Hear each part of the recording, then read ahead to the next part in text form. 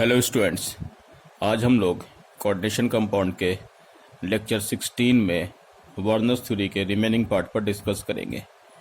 इससे पिछले लेक्चर 15 में हम लोग ने वार्नर थ्योरी के अकॉर्डिंग कॉम्प्लेक्स कंपाउंड का रिप्रेजेंटेशन कैसे होता है वो हम लोग ने देखा था, और हम लोग ने ये भी समझा था कि कॉम्प्लेक्स कंपाउंड में प्राइमरी वैलेंसी और सेकेंडरी वैलेंसी का क्या मतलब है और कॉम्प्लेक्स कंपाउंड को किस तरीके से रिप्रेजेंट करते हैं। हम लोग इस लेक्चर में ये देखेंगे जो प्राइमरी वैलेंसी जिसको हम वार्नर ने डॉटेड लाइन से डिनोट किया था और ये कहा था कि ये केमिकल आयोनाइजेबल है, तो इस आयोनाइजेबल केस को वार्नर थ्योरी के अकॉर्डिंग कैसे समझाया जाए, कैसे समझा जाए, वो हम लोग इस लेक्चर में देखेंगे। तो हम लोग सबसे पहले शुरू करते हैं वार्नर थ्योरी के अकॉर्डिंग कुछ कंपाउंड के एक्सपेरिमेंटल ऑब्जर्वेशन। देखिएगा, एक्सपेरिमेंटल ऑब्जर्वेशन में हम लोग यहाँ पर सबसे पहले कुछ कंपाउंड्स लिख रहे हैं। ये कंपाउंड है आपके पास यहाँ COCl3.6NH3। जैसा कि मालूम है कोबाल्ट की ऑक्सीडेशन स्टेट +3 है। जब ऑक्सीडेशन स्टेट +3 है तो कोऑर्डिनेशन नंबर 6 होगा, और कोऑर्डिनेशन नंबर 6 में पहले न्यूट्रल लिगेंड को हम लोग एज ए लिगेंड लेते हैं, जो बच जाएंगे उसको कोऑर्डिनेशन स्फीयर के बाहर करते हैं। इसी को हम लोग अभी के थ्योरी में ऐसे रिप्रेजेंट करेंगे, तो CONH3 ऐसे लिख दिया। अब दूसरे केस में यहाँ पर भी कोबाल्ट की ऑक्सीडेशन स्टेट +3 है, तो हम लोग एज ए लीगेंड पहले 5 अमोनिया ले लेंगे और फिर से एक Cl ले लेंगे। 3 को रिप्रेजेंट ऐसे करेंगे अभी के थ्योरी में, और 2 Cl को बाहर कर देंगे। उसी तरीके से COCl3.4NH3 है। इनमें भी Cl3 में पहले तो 4 अमोनिया को कोऑर्डिनेशन स्फीयर के अंदर, फिर से कोऑर्डिनेशन नंबर 6 करने हैं, तो 2 Cl ले लिया, 2 Cl हो गया, एक Cl अब बच गया है, उसको स्फीयर के बाहर कर देंगे। इसके बाद COCl3.3NH3, तो यहाँ पर कोऑर्डिनेशन नंबर 6 करना है, तो 3 अमोनिया ले लिया और 3 Cl भी ले लिया जो कि स्फीयर के अंदर है। अब यहाँ पर जो स्फीयर के बाहर है अभी के थ्योरी के अकॉर्डिंग आयोनाइजेबल होगा, और वार्नर ने इसको डॉटेड लाइन से दिखाया था। तो अभी के थ्योरी के अकॉर्डिंग Cl जो स्फीयर के बाहर दिख रहा, ये Cl 3 है, 2 है, 1 है और यहाँ पर 0 है। तो इस कॉम्प्लेक्स में जो आपके पास Cl है उनका रिप्रेजेंटेशन कोऑर्डिनेशन स्फीयर के बाहर हम लोग यहाँ पर दिखा रहे हैं। इनमें Cl- को कंफर्म करने के लिए एक केमिकल का इस्तेमाल करते हैं, वो केमिकल है सिल्वर नाइट्रेट। सिल्वर नाइट्रेट दरअसल किसी भी कंपाउंड में सिल्वर नाइट्रेट का इस्तेमाल जो है हैलाइड आयन के कंफर्मेशन के लिए किया जाता है। जैसे आप इसको ऐसे समझिएगा कि सिल्वर आयन का तो वैसे बहुत सारा क्वालिटेटिव में और प्रॉपर्टीज भी देखिएगा। अभी हम आपको दिखा रहे हैं कि जैसे कोई X- आयन है सॉल्यूशन के अंदर, और आपको सिल्वर नाइट्रेट दे दिया गया, तो सिल्वर नाइट्रेट इनके साथ मिल करके यहाँ पर ये इसको ऐसे ले लो, X- plus silver nitrate add कर दिया गया। ऐड करने के बाद यहाँ पर ये ऐसे करके AgX का प्रेसिपिटेट बन जाएगा और NO3- ऐसा हो जाएगा, इस तरीके का NO3-।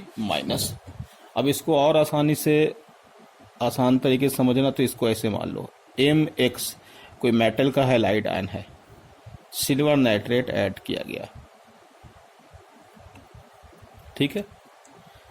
तो यहाँ पर ये भी सॉल्यूशन है और ये भी सॉल्यूशन है, 2 सॉल्यूशन ले लिए गए, दोनों सॉल्यूशन ले लिया।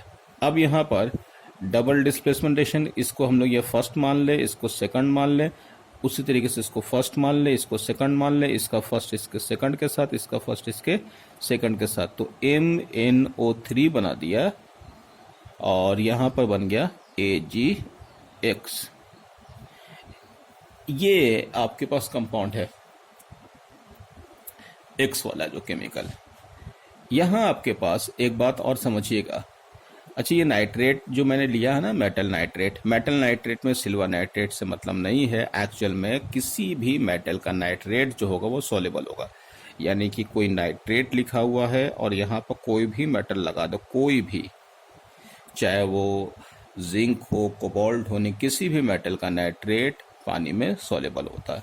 और यहाँ पर हाइलाइट है तो ये भी सॉल्यूशन हमने बोला। सॉल्यूशन क्यों बोला कि यहाँ पर एम जो होना चाहिए, एम आपके पास कॉपर +1 नहीं होना चाहिए, मर्क्यूरस +2 नहीं होना चाहिए, और यहाँ पर Pb2 पॉजिटिव नहीं होने चाहिए। बाकी किसी भी मेटल के जो क्लोराइड होते हैं यानी हैलाइड, वो सॉल्युबल होते हैं। ठीक है, तो खैर, तो यहाँ पर सिल्वर नाइट्रेट ऐड कर दिया, AgX का पीपीटी फॉर्म हो गया।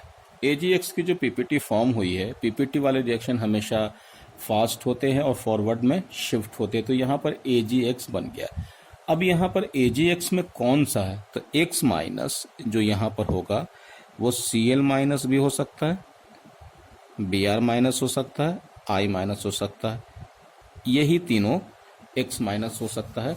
मतलब यहाँ ऐसा AgCl, AgBr या AgI, ये ही पीपीटी होते हैं, है ना। ये इनसॉल्युबल होते हैं, यानी कि इनसॉल्युबल इन वाटर, ये पानी में इनसॉल्युबल होते हैं।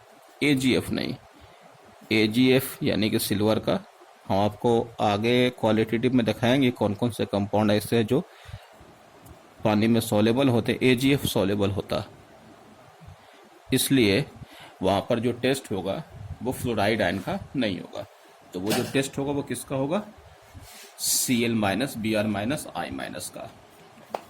मतलब किसी सॉल्यूशन में अगर ये तीन में से कोई भी आयन होंगे या सिल्वर नाइट्रेट डाल दो तो वहाँ पर पीपीटी बन जाएगा। जैसे हम एक केमिकल ले लेते, अब X माइनस और X माइनस, ये केमिकल ले लिया है, ये किसी सॉल्यूशन में है और उस सॉल्यूशन में सिल्वर नाइट्रेट ऐड कर दिया, उस सॉल्यूशन में सिल्वर नाइट्रेट ऐड कर दिया, उस सॉल्यूशन में सिल्वर नाइट्रेट ऐड कर दिया। अब चलो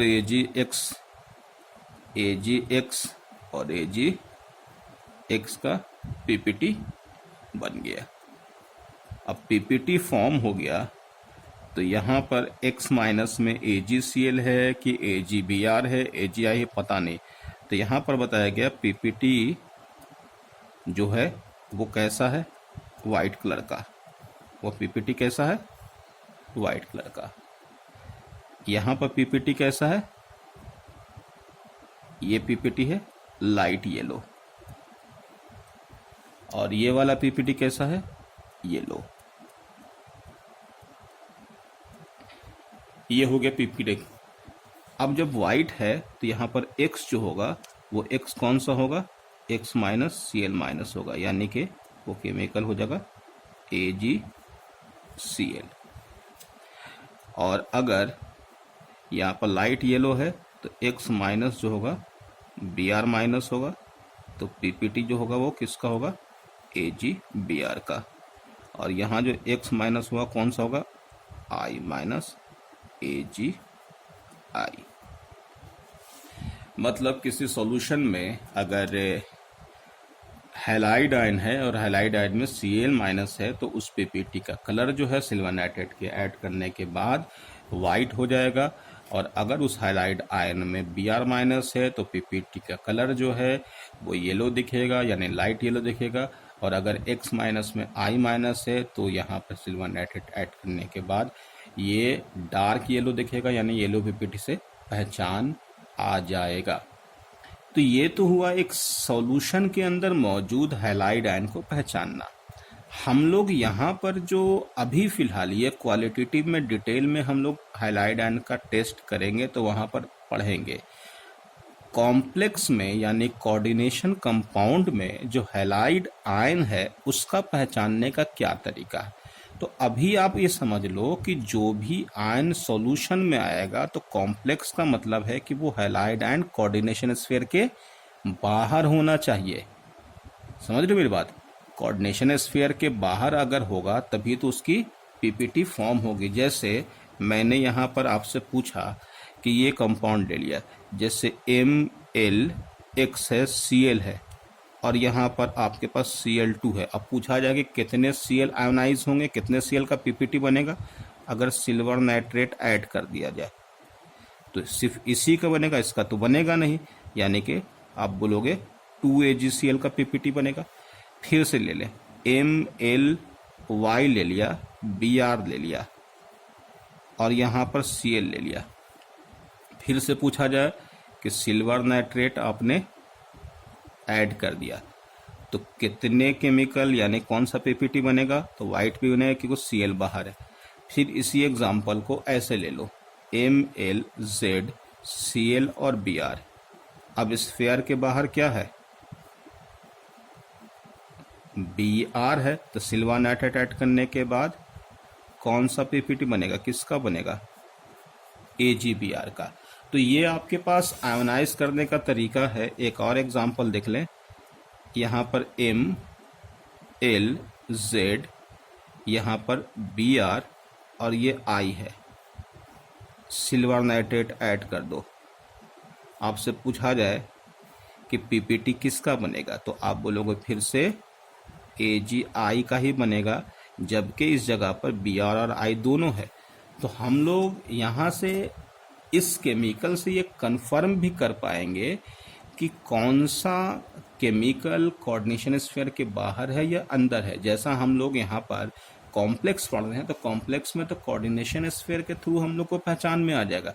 किसी केमिकल में आयन अगर है तो ये वाला केमिकल तो आयोनाइज होगा ही नहीं, सिर्फ ये होगा जो स्फीयर के बाहर है, तो हम लोग ये पहचान लेंगे। जैसे वो बोल दे कि सिल्वर नाइट्रेट ऐड करने के बाद येलो यानी कि डार्क येलो पीपीटी बनता है, तो आपसे पूछा है कि आई है कहाँ पर, स्फीयर के अंदर है या स्फीयर के बाहर, तो बोलोगे स्फीयर के बाहर होगा। दूसरी बात, अगर हम लोग से पूछे कि अगर ये कंपाउंड है उसमें 3 Cl मौजूद है लेकिन 2 Cl ही आपके पास कंपाउंड में पीपीटी बनाता, तो आप बोलोगे 2 Cl पीपीटी इसलिए बना रहे हो कि 2 Cl कोऑर्डिनेशन स्फीयर के बाहर होगा। तीसरी बात, फिर से यहाँ Br और Cl दोनों है और आपसे पूछा कि सिल्वर नाइट्रेट ऐड करने पर वाइट पीपीटी बनता है, तो उस कंपाउंड में बताओ कि Cl है कहाँ पर, स्फीयर के अंदर या स्फीयर के बाहर, तो बोलोगे बाहर होगा क्योंकि वाइट पीपीटी बन रहा है। फिर से क्वेश्चन है MlZ Cl Br है, सिल्वर नाइट्रेट ऐड किया तो बोले कि इस बार लाइट येलो पीपीटी बनता, तो Br का पोजीशन कहाँ है, स्फीयर के अंदर या स्फीयर के बाहर, तो बोलोगे बाहर है क्योंकि ये लाइट येलो पीपीटी बना। तो ये स्फीयर के बाहर या स्फीयर के अंदर होने को अभी हम लोग सिल्वर नाइट्रेट का इस्तेमाल कोऑर्डिनेशन कंपाउंड में कर करके देखेंगे।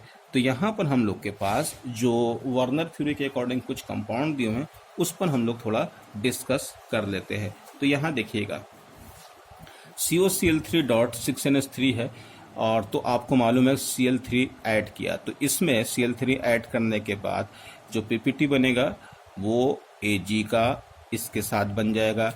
फिर यहाँ पर दूसरा कंपाउंड है COCl3.5NH3, यहाँ पर आपको दिख रहा है 2 Cl कोऑर्डिनेशन स्फीयर के बाहर है, इसलिए 2 Cl का ही पीपीटी बनेगा सिल्वर नाइट्रेट ऐड करने पर, क्योंकि 1 Cl तो अंदर है। यहाँ पर भी 3 Cl दिख रहा है, लेकिन आपको मालूम है कि इसको हम लोग जब रिप्रेजेंट करेंगे तो रिप्रेजेंटेशन में 1 Cl को ही बाहर रखेंगे, तो इसके अकॉर्डिंग सिल्वर नाइट्रेट के ऐड करने पर 1 मोल AgCl का पीपीटी बनेगा। और अगर इसको हम लोग सिल्वर नाइट्रेट में ऐड करेंगे जो कि ऐसा दिखेगा, तो इसमें किसी भी तरीके का प्रेसिपिटेट नहीं बनेगा। यही चीज़ वर्नर के अकॉर्डिंग था कि जब ये कंपाउंड COCl3.6NH3 को दिखाया गया था तो हम लोग ने देखा था कि COCl3 में 3 Cl जो है वो आपके पास प्राइमरी वैलेंसी यानी कि सिर्फ डॉटेड लाइन से इंडिकेट कर रहा था, तो इसका मतलब 3 Cl बाहर था। दूसरे वाले में 2 Cl डॉटेड लाइन से डिनोट कर रहे थे, तो इस वजह से इसमें हम लोग कह सकते 2 Cl बाहर था, सिर्फ 1 Cl ही डॉटेड लाइन से डिनोट कर रहा था, जिसमें कह सकते हैं 1 Cl बाहर था।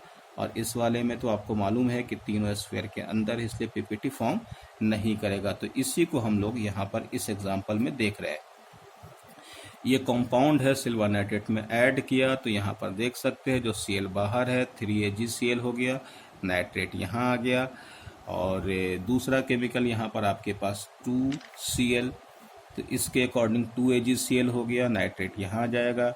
इस वाले में सिल्वर नाइट्रेट ऐड करने के बाद यहाँ पर भी AgCl आ जाएगा, और यहाँ पर आपके पास ये वाला केमिकल में ये आ जाएगा NO3 नाइट्रेट। अच्छा, नाइट्रेट इससे फर्क नहीं पड़ेगा, क्योंकि मैंने अभी कहा भी है कि नाइट्रेट किसी भी मेटल या किसी भी सॉल्ट का पानी में सॉल्युबल होता था, ये सॉल्यूशन बन गया, तो ये पीपीटी है। कैसा पीपीटी होगा, अभी हमने बात की आपसे वाइट पीपीटी। यहाँ पर सिल्वर नाइट्रेट करने के बाद किसी भी तरीके का कोई चेंज नहीं होगा, क्योंकि स्फीयर के बाहर तो Cl है ही नहीं। इसी को मैंने एक बार और लिखा कि CONH3 को आयोनाइज करोगे तो ये ऐसे टूटेगा। अच्छा, ऐसे टूटने के बाद नंबर ऑफ आयंस पूछे, तो यहाँ पर कुछ नहीं तो 1 मोल है, यहाँ पर 3 मोल, तो कितने मोल होंगे, 4 मोल आयन होंगे, यानी नंबर ऑफ आयंस 4 होंगे। सेम उसी तरीके से इनको आयोनाइज करोगे तो यहाँ पर स्फीयर के ऊपर 2+ और 2Cl माइनस लिखोगे तो नंबर ऑफ आयंस कितने होंगे, यहाँ पर कुछ नहीं तो 1 मोल मान लो, 1 और यहाँ पर 2, तो 1 + 2 3 हो गया। उसी तरीके से इसको आयोनाइज करोगे तो क्या लिखोगे, यहाँ के ऊपर 1 और यहाँ भी 1, तो कुछ नहीं तो यहाँ भी 1 और यहाँ भी 1, 1 + 1 2 लिख दिया।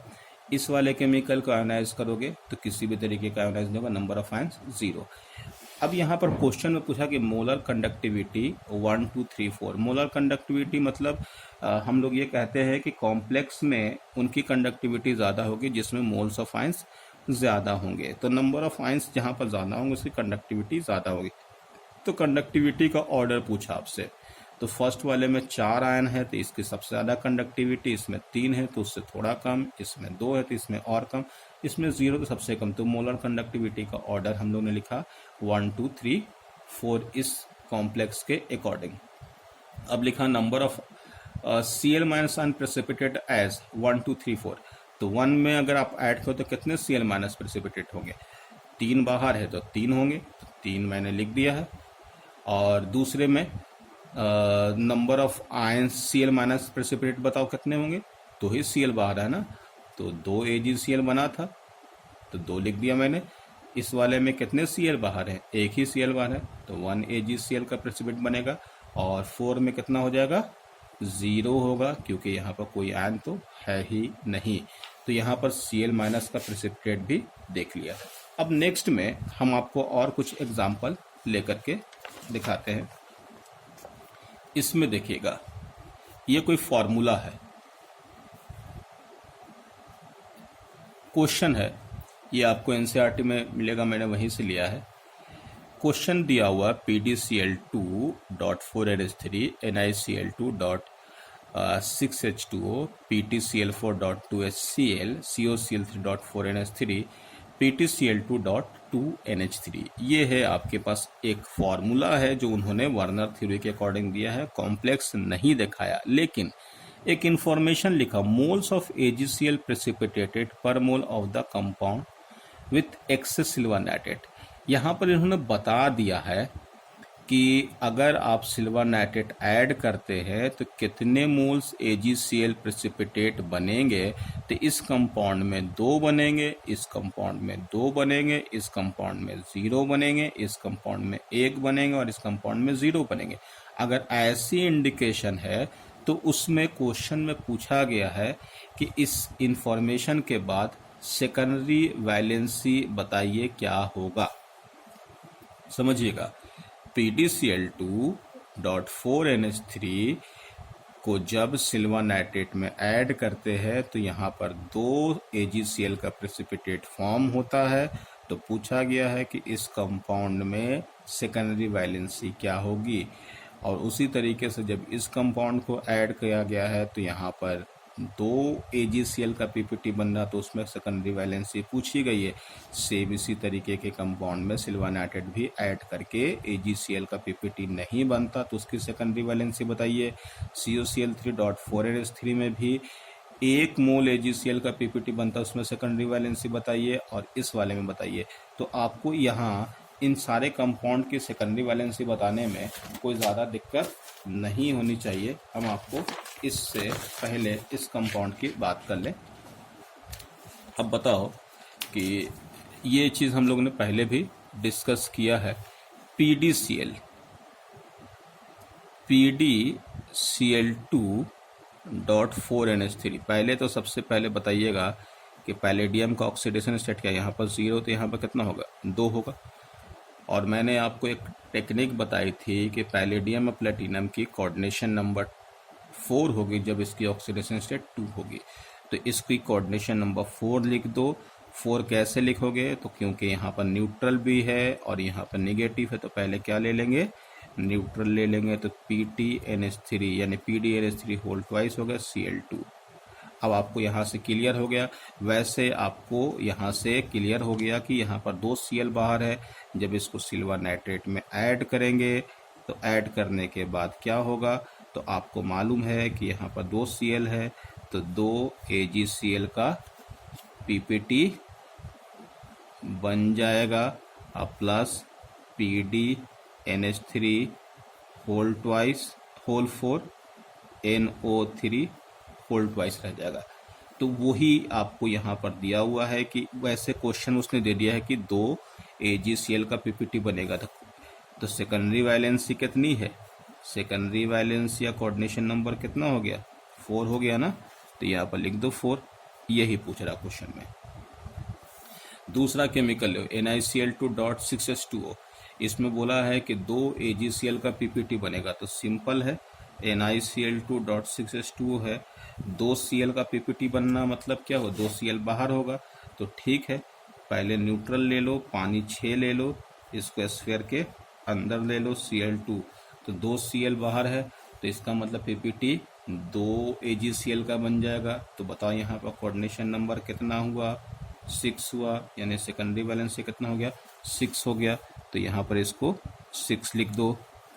नेक्स्ट में PTCl4.2HCl। अब PTCl4.2HCl है, पहले इसको थोड़ी देर के लिए छोड़ दो। प्लेटिनम पर चार्ज कितना होगा, +4 ऑक्सीडेशन स्टेट, क्योंकि 4 माइनस है तो 4 प्लस होगा।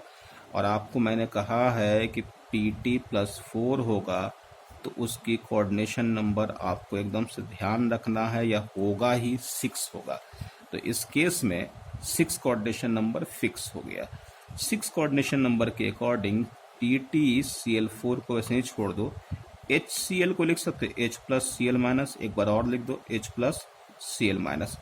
अब मुझे बताओ, जब कोऑर्डिनेशन नंबर 6 है तो ये वाला तो लिगेंड हो गया H पॉजिटिव, H के पास इलेक्ट्रॉन कितना होता है, 1 हो गया। लॉस होने के बाद इस पर कितना हो गया, 1 इलेक्ट्रॉन, यहाँ पर 0 इलेक्ट्रॉन। तो ये तो कभी डोनेट कर ही नहीं सकता, इसका मतलब ये लिगेंड होगा नहीं। तो लिगेंड कौन सा होगा, Cl ही हो जाएगा। तो उस केस में आप लिख सकते हो PTCl6 हो गया कोऑर्डिनेशन नंबर। इसका तो आपने ऑक्सीडेशन स्टेट 4 लिख ही लिया था। Cl पर चार्ज -1 है, तो यहाँ पर 2 माइनस, तो H कहाँ हो जाएगा, इस साइड आ जाएगा ना। बैलेंस करोगे तो H2, यानी ये कंपाउंड ऐसा बन गया H2PTCl6। तो H2PTCl6 में आपके पास इनकी कोऑर्डिनेशन नंबर कितनी हो गई, 6 हो गई। और आप ध्यान भी दीजिएगा कि उसने बोला भी है क्वेश्चन में कि Cl जो है स्फीयर के बाहर नहीं है, क्योंकि उसने क्वेश्चन में दे दिया है कि in PTCl4.2HCl no Cl minus outside the square bracket.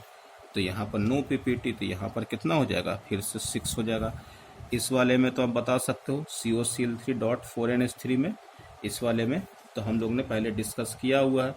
4 ammonia, क्योंकि +3 ऑक्सीडेशन स्टेट है, तो 3 तो 6 होगा, 4 ये ले लेंगे और 2 ये ले लेंगे, तो कितना होगा, 6 हो जाएगा। इस वाले का तो आप कंपाउंड लिख ही सकते हो, हम डायरेक्ट लिख दें CONH3 होल 4, यहाँ से 2 Cl और ले लो, यानी ये ऐसा बन गया।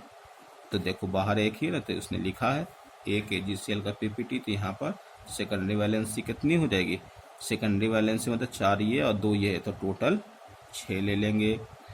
पीटी की ऑक्सीडेशन स्टेट बताओ कितनी हो गई, +2 होगा ना। जैसे हम लोग को मालूम है कि पीटी में +2 होता है, तो इसकी कोऑर्डिनेशन नंबर कितनी होगी, 4। तो 4 में 2 अमोनिया ले लो और 2 Cl ले लो, दोनों स्फीयर के अंदर हो गया। तो यहाँ पर उसने लिखा भी है कि Cl कोई भी बाहर नहीं है, तो यहाँ पर 0 AgCl का पीपीटी। तो सेकेंडरी वैलेंसी यानी कोऑर्डिनेशन नंबर कितना हो गया, कोऑर्डिनेशन नंबर 4, यानी सेकेंडरी वैलेंसी भी 4। तो ये हो गया 4। तो ये क्वेश्चन था जिसमें AgCl की प्रेसिपिटेट दी हुई थी और आपसे सेकेंडरी वैलेंसी पूछी गई थी। तो आप AgCl के पीपीटी से निकाल लेंगे, आप एक बार फिर से इसको प्रैक्टिस कर लोगे। एक और कंपाउंड है, यहाँ पर दिया CONO2 whole thrice KNO2 dot NC, ये ओल्ड फार्मूला, और यहाँ पर ये न्यू फार्मूला ये लिखा गया। अब इसमें पूछा गया क्वेश्चन में नंबर ऑफ आयंस, तो देखो क्या है, आप इसको थोड़ी देर के लिए भूल जाओ। कोबाल्ट की ऑक्सीडेशन स्टेट कितनी होगी, नाइट्रेट पर चार्ज कितना होता है, -1 होता है ना, तो कोबाल्ट की ऑक्सीडेशन स्टेट कितनी होगी, +3। बस इतना ही ध्यान रखो। जब ये +3 है तो कोऑर्डिनेशन नंबर 6 होगा। तो 6 कोऑर्डिनेशन नंबर में क्या क्या है, तो आप देख सकते हैं कि ये तो कभी लिगेंड बन ही नहीं सकता, के नहीं बनेगा ना। तो आपके पास लिगेंड कितना हो गया, 3 यहाँ से, 3 यहाँ से हो गया, 1 ये हो गया और 2 ये हो गया। तो देखो मैंने वही लिखा कि CNO2 3 यहाँ से, यहाँ से 4 और NH3 होल ट्वाइस। तो नंबर ऑफ आयंस बताओ कितना आ जाएगा, नंबर ऑफ आयंस। तो पहले चलो इसको लिख लेते हैं, पहले कंपाउंड लिखते हैं, नंबर ऑफ आयंस, इसके बाद देखते हैं। फिर से यहाँ पर CONO2 whole thrice dot 2 KNO2। तो यहाँ पर कैसे, फिर से कोबाल्ट की ऑक्सीडेशन स्टेट कितनी होगी, +3। तो कोऑर्डिनेशन नंबर 6 होगा। इसको लिखने का तरीका फिर से बता दें कि यहाँ पर इसको थोड़ी देर के लिए भूल जाओ। तो यहाँ KNO2 कितना है, 2 है ना, मतलब ये वाले KNO2 अगर आप देखें तो इसको लिख सकते हो ऐसे, CONO2 होल थ्राइस। KNO2 2 बार लिख दो, KNO2 2 बार लिख दिया, अमोनिया 1 बार लिख दिया। तो लिगेंड कौन सा, 1 हो गया, 2 हो गया, 3 हो गया और 2 ये हो गया। तो यानी कि लिगेंड क्या हो जाएगा, CONO2 1 2 और 3 यहाँ से, 5 NO2 और 1 अमोनिया। अब आप देखिए के कैसे बैलेंस होगा। चलो यहाँ -1 ले लिया, यहाँ पर 0 NO2 पर, तो 5 माइनस है ये, तो अभी आपने देख ही लिया कि फिक्स है 3 प्लस, 3 प्लस और 5 माइनस। तो यहाँ बताओ क्या आ जाएगा, कितने आ जाएंगे, 2 माइनस आ जाएंगे ना, इसलिए बाहर में क्या हो जाएगा, 2 प्लस हो जाएगा। तो ये K2 हो जाएगा, ये K स्टिल दिया हुआ, ऐसे लिख सकते हैं ना। देखो 3 प्लस है ना, CONO2 होल थ्राइस, KNO2 दिया हुआ था 2 KNO2, तो देखो ये दिया हुआ 2 बार लिख दिया, 1 बार अमोनिया लिख दिया। इसको बैलेंस कैसे गया, कोबाल्ट की ऑक्सीडेशन 3 है इसलिए कोऑर्डिनेशन नंबर 6 होगा। 3 यहाँ से, 1 यहाँ से, 1 यहाँ से, 1 यहाँ से, CONO2 होल 5 NH3। तो आपके पास यहाँ पर, इसको थोड़ी देर के लिए भूल जाओ। तो यहाँ पर बताओ कि नाइट्रेट पर यानी नाइट्राइट पर 5 माइनस और यहाँ 3 प्लस, तो यहाँ पर नेट कितना हो जाए, 2 माइनस, तो यानी स्फीयर के बाहर 2 पोटाशियम आ जाएगा। तो ये हो जाएगा इस तरीके से K2 CONO2 होल 6, इतना जो मैंने यहाँ पर ये फॉर्मूला लिखा। अब नेक्स्ट में ये वाले केमिकल, इसको अगर देखा जाए तो CONO2 होल थ्राइस, ये +3 हो गया, यानी कोऑर्डिनेशन नंबर 6 होगा। पहले ये दिमाग में रखो, KNO2 कितनी बार लिखा हुआ, ये केमिकल ऐसे दिया हुआ है, ठीक है, ये केमिकल ऐसे दिया हुआ। तो इस केमिकल को आप यहाँ ऐसे हम क्लियर लिख दें, CONO2 होल थ्राइस, तो ये +3 होगा यहाँ तक, ठीक है। अब ये देखो KNO2 कितनी बार लिखा हुआ, KNO2 3 बार लिखा है ना, तो लिख लो KNO2 KNO2। तो कोऑर्डिनेशन नंबर 6, 3 यहाँ, 1 4 5 और 6, ये 6 हो गया इस तरीके से। अब इसको लिखना है तो लिखोगे CO, अब इसको यहाँ पर लिख देते हैं CO NO2 होल 6, तो +3 है ना, ये -1, तो कितना माइनस बचेगा, 3 माइनस बचेगा। तो इसको बैलेंस करने के लिए कितना पोटाशियम आना चाहिए, 3 आना चाहिए, यही है ना। तो यही कंपाउंड लिखा हुआ K3CONO2 होल 6 K2 और ये K। अब इसमें इनको आयोनाइज करो। अब आप बताओ कि अगर हमने इस केमिकल को आयोनाइज करके लिखा, ये वाला chemical KCONO2 whole 4 NH3 whole 2, अगर इसको आयोनाइज करोगे तो सिंपल है, K पर तो चार्ज फिक्स है, K प्लस हो गया, और इस केमिकल पर इस तरीके से माइनस कर लो, तो CONO2 होल 4 NH3 होल 4, ये माइनस हो गया, तो कितने आयंस होंगे, 1 + 1 2। तो यहाँ पर हम लोग लिख देंगे नंबर ऑफ आयंस क्वेश्चन पर 2। ये हो गया आपके पास ऐसा। दूसरा केमिकल है K2 CONO2 होल 5 NH3। इसको आयोनाइज कर तो क्या हो जाएगा,